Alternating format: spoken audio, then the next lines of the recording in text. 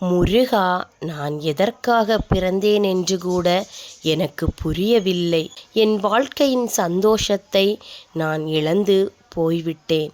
என் கண்ணீர் யாருக்கும் தெரியவில்லை. உனக்கு மட்டுமே தெரியும். ஆனால் நீயும் அமைதியாக இருக்கிறாயே முருகா, ஏன்? மகனே, உன் கண்ணீரின் ஒவ்வொரு துளியையும் நான் உணர்கிறேன்.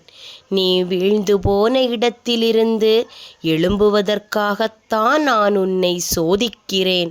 உன்னை விட்டு நான் போகவில்லை. உன் பக்கத்திலேயே நான் நிற்கிறேன். நீ உணரவில்லை என்றால் கூட என் கையை பிடித்து நானே உன்னை நடத்தி கொண்டே இருக்கிறேன். என் அருமையான மகனே, நீ கவலை கொள்ளாதே. முழு நம்பிக்கையோடு, முழு தூண்டுகோலோடு நீ செயலாற்று. நான் எப்போதும் உன் கூடவே இருக்கிறேன். ஓம் சரவணபவ.